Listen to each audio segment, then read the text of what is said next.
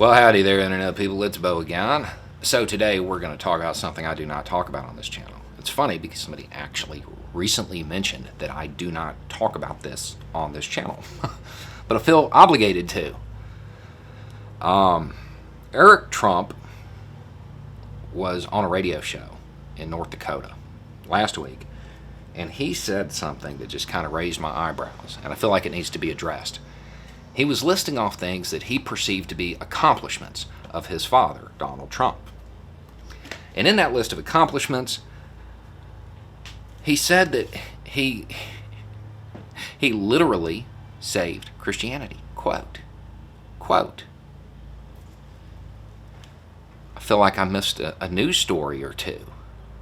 I didn't know that that was in danger. I went back and I looked. Couldn't find any legal or legislative battle that was threatening the faith. Just not a thing. Seemed really odd. And of course, he's talking about saving it from the Democratic Party. The Democratic Party that can't squash Bernie. They're going to ban. Yeah. Can't get gun control passed. But they got the power to do this. That doesn't seem real likely.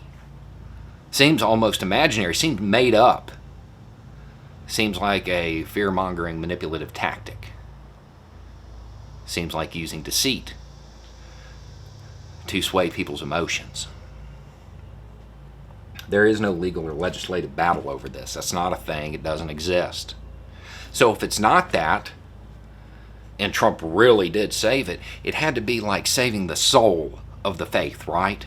There's only one way you can do that.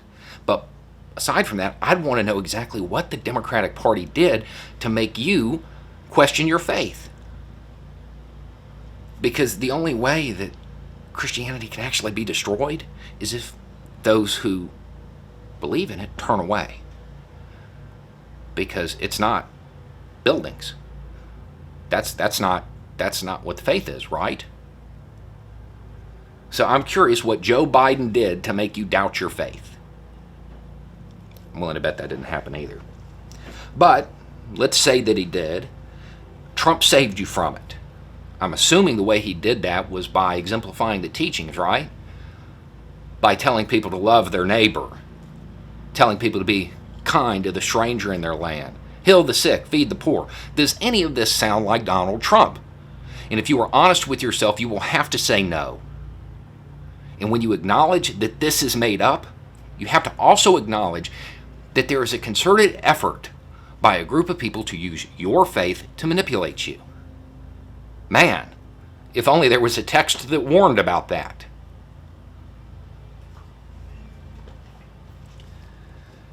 I don't think that the Democratic Party is quite this powerful.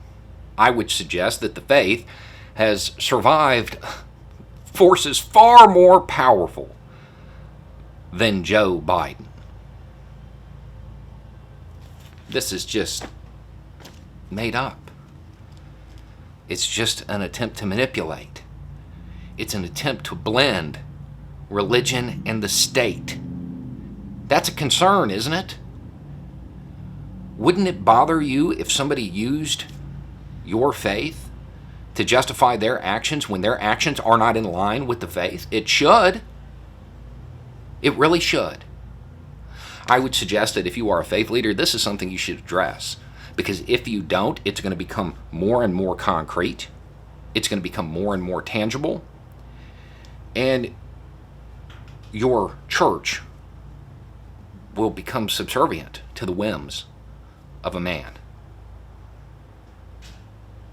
A man who, to my knowledge, has never really exemplified anything related to the faith.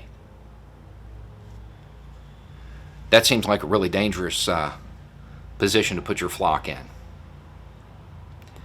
This statement needs to be sharply rebuked.